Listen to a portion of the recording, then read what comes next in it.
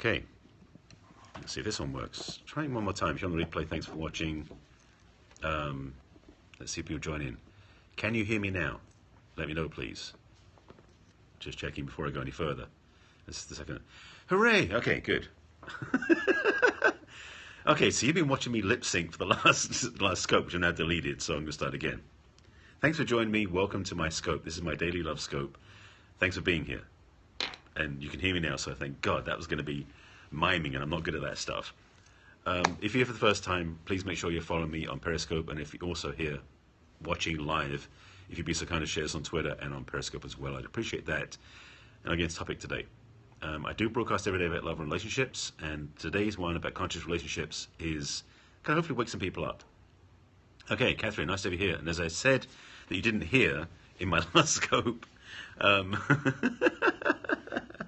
I said that thanks to your scope, I did watch Katya's scope and then reached out to her, so we're going to talk because I want to give her my support, and she feels loved now, which is good.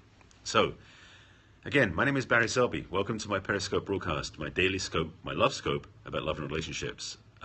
For those who are first time here, I'm known as the love doctor to my friends and my clients. I am #1 best-selling author of 50 Ways to Love Your Lover.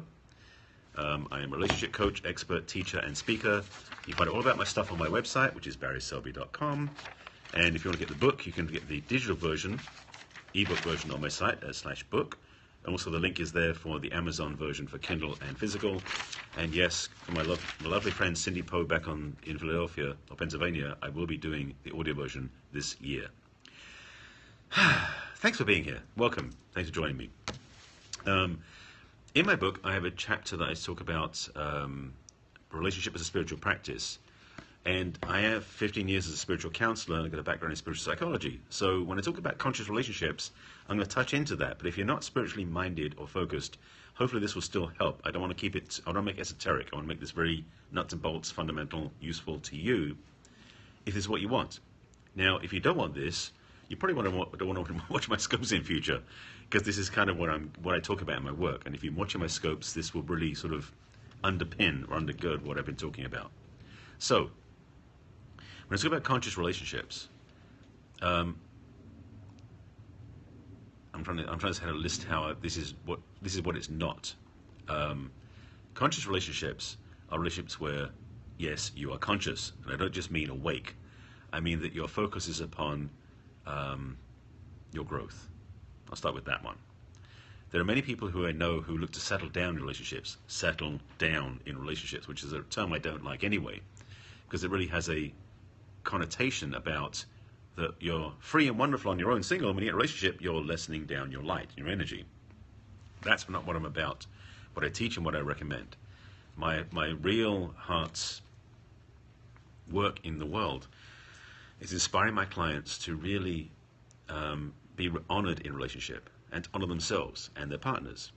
Because what conscious relationship is about largely is about the evolution of both individuals in the relationship. That's the simplest way of putting it. And when I speak about that, what does that mean? I should say, what do you think it means? I should ask you, what does conscious relationship mean to you? Because I want to start with your viewpoints since you're here. Because I don't really keep talking at the screen, but I don't always take feedback back about what we're talking about. So when I speak about when you think about conscious relationship, what does that mean to you? Let me try that one out first. Well, having a partner, yes. Hopefully there's more to it than that. Being present and attentive to the other person, okay. Yes, conscious relationship does involve having a relationship, so yes. Sorry, Deborah, I had to jump on that when you said I have to have a partner. Any other thoughts and questions before I expound some learning and ideally some useful tips for you to have in your conversation? Partner equal? Yes, okay. I agree with that. Equal and different, by the way, but yes, partner is equal. Anything else? More input for this. Just waiting for a couple of seconds for anybody else to add some more input before I go forward. I know it's like a 30-second delay. Someone can meet me. So someone can meet you where you are and where you want to go. Not just someone who's going to hang out with you, I'm guessing you mean. Respect that it's a relationship, not a cage. Ooh, I like that one. That is very much on point, yes. True. Where you are, yes. And ideally, Deborah, where you want to go. And I'll get to that one. I'm jumping ahead, I know. Okay, good. You're on this. Then so far the comments are really on the same page, which I appreciate, and that's where I want to speak to, and also perhaps give you some like nudges in the direction you can go. Yes, a conscious relationship is someone who meets you where you are, and meets you for who you are, not for what you have. So I'll speak to that part too, because a lot of times relationships are based upon, well, not people watching here, constantly lifting you up and vice versa. Yes, exactly. A lot of times relationships I've seen are based upon and tied to what the other person has, how the other person looks, and sort of the material side, the external, the surface side. And conscious relationship can include that secondarily, not primarily. And that's the piece I want to speak to. The primary opportunity in a relationship is to grow. I said that earlier, and I'll say it again, and I mean it this way, that a lot of times people get into a relationship to be comfortable. And that's the last thing that you really truly want in a relationship. Now, sorry, I don't want to say you want that. I'm saying what I recommend. You may not want this, so I'm letting you know this is what I'm speaking from. Conscious relationship, in the language I use and what I've been studying, is a relationship where both partners, yes, bring their highest to the partnership, and they are there for their partners to inspire, to uplift, and to ideally support their partners where they want to go. So yes, I agree with you. And that is something that I am passionate about. It's something that I speak to a lot in my coaching, and it's in my programs as well, because relationships, it's tempting to think that relationship is just to get by, to settle down, to be generically happy but limited. But relationship, especially for people in this community who are doing things online, and Perry 10K especially, we're a conscious growing community. We are a passionate bunch of people who are here to share messages and to inspire and to uplift and to teach. So why wouldn't you want that in your relationship? If you want to do it out there in the audience, why not in your own relationship? And so in my conversations and what I want to speak to is that if you want to have an amazing relationship that lasts a lifetime, you don't want it to be static. You don't want it to be the same and boring, because that's like hitting a plateau and then staying there versus growing up and getting bigger and bigger and better at who you are. So conscious relationship is one where, first of all, and this is the one that's going to trigger people, you have to own your own stuff. And I mean this stuff, not the material stuff. I mean your emotional stuff. You have to own your own crap. Which means that when you're in a relationship, you don't use your partner as an emotional punching bag, which some people do.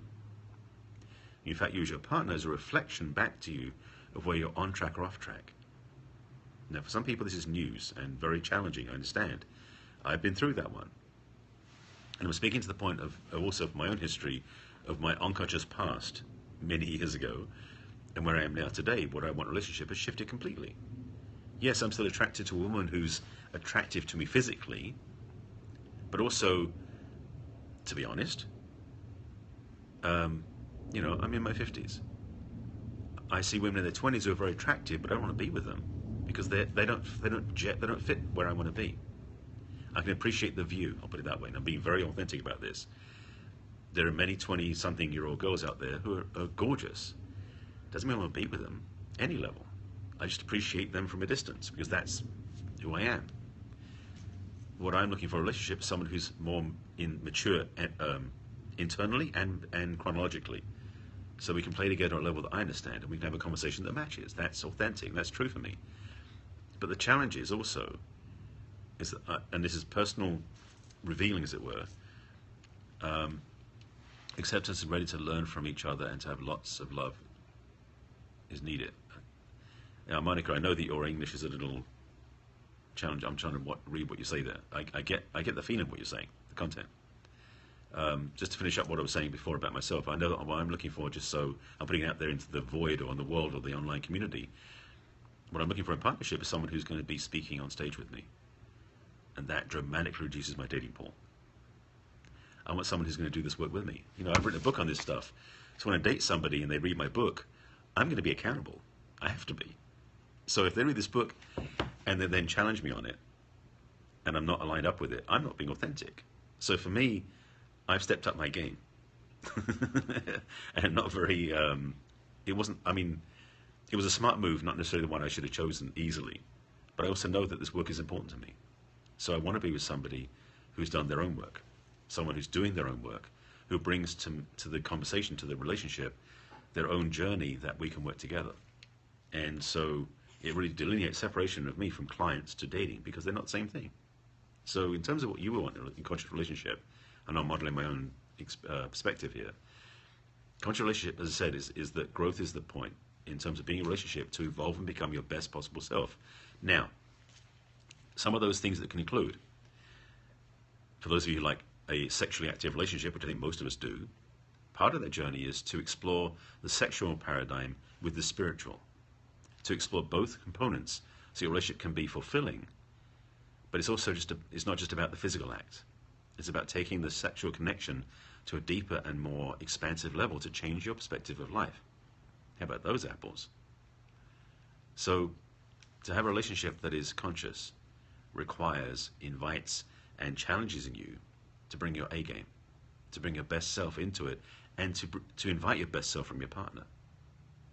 It means also that you don't drag your baggage from your past relationships into this one, at least not to throw at your partner. Anything that shows up from the past is yours to work on. And when you work on it, you bring a healing to the relationship that also transforms your partner. And they do the same for you. It means also in a conscious relationship, you're your partner's biggest cheerleader. That's in my book too. A devoted, dedicated partner to support your own partner to be the best they can be. Because the more they step into their greatness and their wonderful, their best beingness, the more you have that back in return. Hi Jessica, nice to have you here too. I'm not sure it's just the Perry 10Kers here right now. I'm checked to see who's actually live on the watching. Just a couple. All right. So, by the way, Jessica, I've covered a bunch of stuff in this sort of principles along the way, but I want to get to a couple of points to end with because I want to keep the scope succinct. Conscious relationship isn't something that's widespread or common. Most people look at relationship as a means to an end. To be happy, to be comfortable, to have a family, to have security, which are all valid points. However, conscious relationship must include more than that. Because relationship is something that is not a place you arrive at. It's a journey you embark upon. That may be the biggest point I want to make. That to be in a conscious relationship is to choose to step into a journey in partnership versus a destination that you think you've arrived at. That's a quote I can use. I'll write the one down after the scope. Because that's the thing, conscious relationship is an evolutionary experience. And so many people who've chosen relationship, when they get there, they're like, okay, I'm here now. Done. Stable, and nothing happens. So then, when stuff shows up, you're welcome. I know you speak to this area too, so you're welcome, Jessica. There's so many people I know, unfortunately, they get into a relationship, and then something happens and it breaks and they go to another relationship. Sorry, let me say it again, because it's something I've noticed a couple of times recently. I've become very aware of people I know who have done conscious work, it seems, but then I watch them in their relationships multiple times over a period of a couple of years, where they date somebody, something happens and they go single again, meet somebody else, get into a relationship, and then they go single again, because they haven't done the work to choose relationship from a higher place. For many people who've done conscious growth work, they haven't healed their baggage, which means every time they're in a relationship, what comes up in their face is baggage, the stuff they haven't resolved yet. And if they don't choose to heal it, either with a coach, hint, hint, or in that relationship, they're going to repeat the same thing again and again. And that is not conscious relationship. That is baggage relationship. So I'm just going to summarize to say it this way. Conscious relationship is a choice. It's not automatic. It takes devotion. It takes willingness. Oh, dust. Well put, Monica. Yes, I'll take that one. That's good. Conscious relationship is something I inspire, I provoke, inspire, motivate people to have. That's what I'm seeking myself, and that's what I talk about in my work, in my book, in my coaching, and in my Periscope broadcasts. That's really the bottom line I want to say. I do scope every day. If you're watching me, so make sure you're following me on Periscope. If you're watching the replay, please make sure you follow me on Periscope as well. I usually do it around noon, give or take. I'm still trying to find the sweet spot of times to do this. And I have put out A tip jar is in the title of my scope. If you feel called or feel inspired to throw some cash my way, I welcome that through PayPal, and that's the link that's in my tip jar. So that's in my handle. Sorry, in my title of my scope. There it is. So that's it, really, in a nutshell. I'm noticing the last few days have been very funky energy, been feeling going on. Hi, Tonya, nice to have you join me. I've just been doing this, just summarizing the scope I've been doing. So, speaking about the conscious relationship model. I advise you to go back and watch the replay because I've gone through some places. The one piece I'll just summarize because this is the one I want to quote. This is a quote. This is my quote now. It came through. Is conscious relationship is the choice to step into a journey versus the place you've arrived at, which is not a conscious relationship. Actually, that's not the way I said it, but that's what I mean. So, yeah, that's it. Again, my book is 50 Ways to Love Your Lover. There are 50 principles in here for singles, couples, men and women. You find it if you go to 50waystoLoveYourLover.com or barryselby.com/book.